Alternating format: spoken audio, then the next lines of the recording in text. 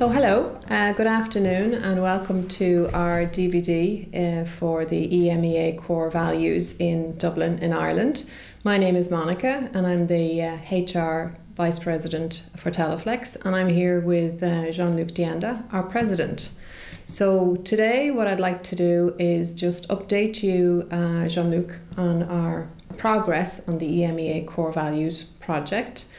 What's been happening since our first session in South Africa in November up until now, and talk a little bit about the top line results of the feedback that we've gotten from our employees, and then talk a little bit about our proposed next steps. So we agreed, I suppose, at the end of that session to make sure that we went out and we captured the opinions, the thoughts, the feelings of all our employees. So we set about those workshops, and our HR team designed the materials and the workshops and supported all our managers as they themselves delivered those workshops in 22 sites and 14 languages. So that's over 200 workshops across the region, and those are now completed. The feedback from each one of those workshops, and I can say that the 4 core values that we came to were very much the 4 central core values that the employees came to as well. So we really do have very nice alignment between what the leadership team felt and what the employees feel is important. So I was wondering, are you surprised at that, or is that expected? Well, actually, I had a chance to participate in some of those workshops within the organization, and I was not surprised. But I mean, if I remember let's say the passion that the leadership team placed into those discussions to finally agree, because we had to agree at the end. Everybody had some point to raise and to discuss and to oppose, but when I look at the passion we had doing this, I found the same passion in the workshop I've had a chance to participate in the countries, and so that gave me a very good feeling that our employees were very, let's say, felt it was very important that they had a chance to give their input, and that nothing was graved in stone, that they had a chance to influence those core values.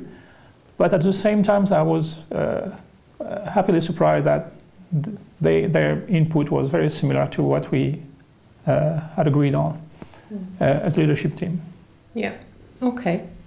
Well, I think one of the things that we got from the work was a definition or an explanation of each of the core values, because I think you might remember in our own conversations that words have different meanings for different people, depending on what language you speak or what culture you come from.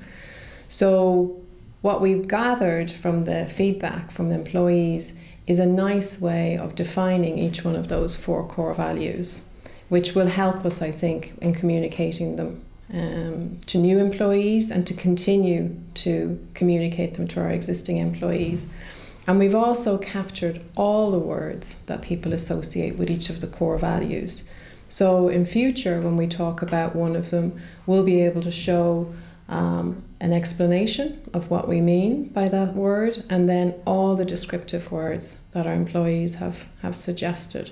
So that's one of the outcomes that I think is really positive from the work that's been done. Another outcome is that we asked everybody to think about those core values and maybe focus on one and consider what behaviours they felt would be associated with one of those. So in other words, what behaviour would you expect to see from somebody who's living those values? And again, I go back to the work that we've done as a leadership team, and we have done work on what we think our leadership behaviours should be, or behaviours within the organisation. And we now have some input from the employees. And again, it's very similar to what we as a leadership team came up with. So I think going forward on the behaviour side, we have enough material that we can prepare communication and workshops for people to participate in the region that gives them guidelines on how to work with each other to really support those values. One of the things that has come up in the workshops is that some of our employees are concerned that maybe their managers or maybe the senior leadership team don't always show those behaviours. So I would ask you, how do you think, or what do you think is the best way of ensuring that the managers that work for us are really always looking to support those behaviours and support those values? Well, again, I'm not so surprised, Monica, that the employee were in their input was very similar to the one the EMEA leadership team provided. For one reason is that all employees are potentially leaders, future leaders, and so I think it is very important that we are all aligned in our behaviors. Again, living up to those values.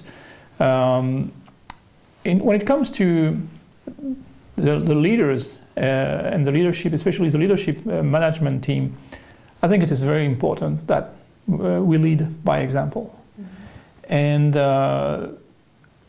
I came quite a long way after we had those, we defined those values, and I had a chance to say, like, would I want to let's say, redefine those values? Is this really what I wanted to them to be? And very often at the time I have to make a decision, I spend the time to think, is this reflecting our core value? Is this aligned with our core value? And most of the time, without thinking about it, I do it naturally. A lot of our decisions that we make, we do behave as entrepreneurs, mm-hmm. and we rely on the trust of the team, and in this stressful environment that we are living in, it's always important to try to make it fun when possible. Well, the make it fun value is one that a number of our employees asked us about because they didn't expect to find it. Having people in the centre, a lot of companies do that. The entrepreneurial spirit certainly raised some questions, and they were pleased to see it because they feel that it gives them the opportunity to really contribute to the organisation, which it does.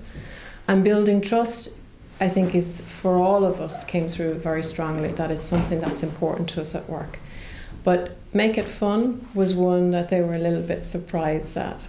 So do you want to maybe just share what your view is as to what that means and what you're looking for when you support that? Yeah, you're touching a very important point there, Monica, because as you know, we are a multinational company, and we use English as our business language, of course, but at the time we have to translate sentence like "make it fun," it might not have the same meanings in French, Spanish, or German. And in some instance, it might not feel appropriate.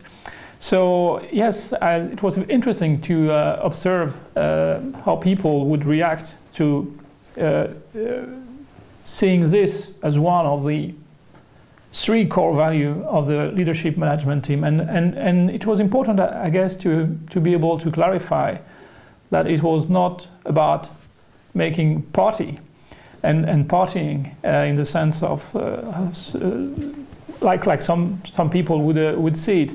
It was more maybe spend the necessary time to, for instance, recognize success, mm-hmm. and sometimes do something like good job. Mm-hmm. And I think it is very important. And you can do that by not being so formal, but celebrating in the appropriate way. And as much as trust is not a given, you have to build trust.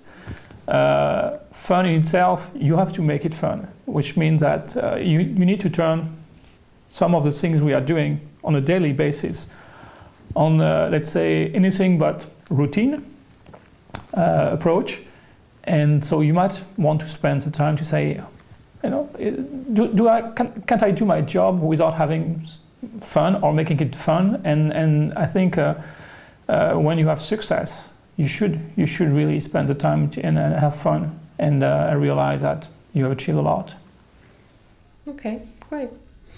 A couple of the other points that I wanted to bring up to you was that employees have commented that, and they particularly want to support the entrepreneurial spirit value and would like to be able to contribute and maybe try some new things or some new ways of doing things. Any words of encouragement of how they can manage that entrepreneurial spirit even in times that are difficult?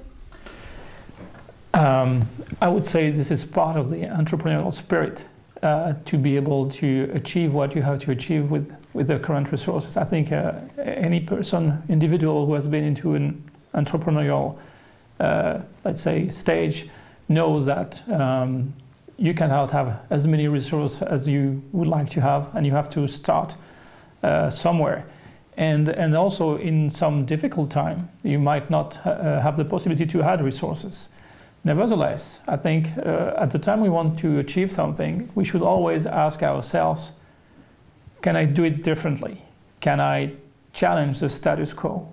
Do I really need to add one resources, for instance, or can I switch resources from one project which might be less important at the moment, and to support a project that will, let's say, contribute more into achieving the high five, for instance. So I think it's our duty every time we want to invest to first challenge the processes and think, can I do it?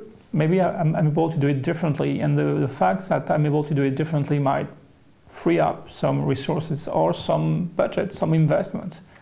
And that's a typical, I would say, entrepreneur spirit. Mm. Okay. And then there's one, obviously the one that we have in the middle, which is people. So everything is centered around people. Is it difficult to live up to that value of putting people in the center when you have tough decisions to make? And I just wanted to get your viewpoint on that one as well. Yeah, I understand that you've had those questions. We have sometimes to make some short-term decision, or let's say to make decisions which have short-term consequences. The important thing in this is that we keep people in the long term as our, let's say, commitment, our main and core value. So it is true that sometimes we have to make those decisions that are perceived as not really, let's say, showing that we are putting people in the middle, but very often we are making those decisions so that we can, for instance, maintain our commitment to develop people in the long term. So that's part of our job as leaders, mm-hmm. to make those decisions also, but also it's part of our job to explain, and that it doesn't go against our core value. Okay. And then the other main core value is building trust.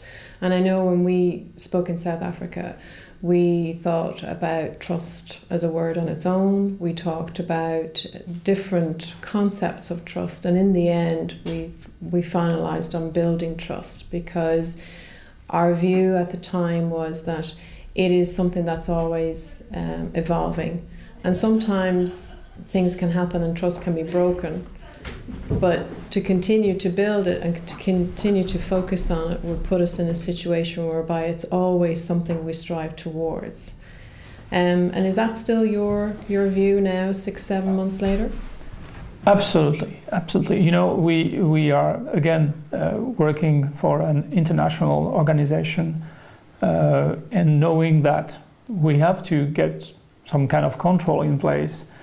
I can understand that the word trust for some people would appear being not appropriate.